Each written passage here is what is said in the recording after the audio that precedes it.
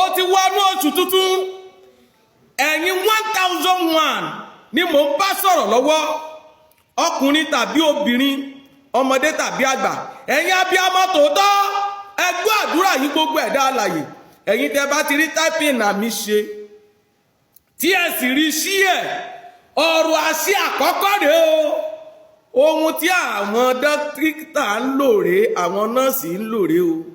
ṣùgbọ́n èmi sọ ọ́ sínú ayé rẹ tó bá gbàgbọ́ jálẹ̀ ọdún 2025 lórúkọ olúwa májẹ̀mú ẹ dáwó fún kí wọ́n lè fi fún lómi àti ẹ̀jẹ̀ kó má bàa kú lórí rẹ lórí ọmọ kò ní dé bá ọ. ogun tó ní wípé ìwọ̀nba tó kù tí ọdún yìí máa fi parí tó ní wípé hospital ni wàá ti lò ó bó o ṣe ń fojú kàn mí lónìí yìí yèrú àdàlẹ́kà kìbìrìbúra bàtà wúlà àgàrọ̀ ọjàlẹ bíríbùtàbọ àjàlẹlẹ mímì mo wí lórúkọ Jésù májẹ̀mú ibi yẹn tó níwọ̀nba tó kún hospital ni wàá fi lò lórúkọ Jésù àtẹ̀rí rẹ̀ bá gbọ́ àṣẹ lẹ́ẹ̀kẹta àwọn tí wọn ò fi ayọ̀ mọ́lé rẹ tí wọn kì í dáwọ́ ayọ̀ fún ni lórúkọ Jésù Kristi àìsàn tí ń dé bá ni tí wọ́n máa fi sọ pé ẹ lọ gbogbo wá téèyàn fi ń tọrọ owó lọ́wọ́ ọ̀tá rẹ̀ lórúkọ Jésù kò ní dé bá ọ kò ní dé bá ọmọ rẹ kò ní dé bá ọkọ rẹ ẹgbẹ́rún àṣẹ yìí o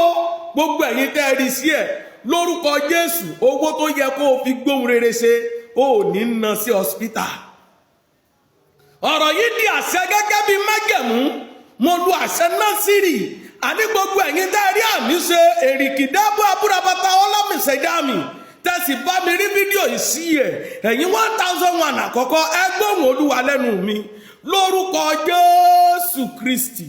ọ̀pá pani díẹ̀díẹ̀ téèyàn náwó lé lọ́sítà tí tún padà pani àìsàn tí ò gbóògùn tí ò ní solution lórúkọ Jésù kò ní jáwájú rẹ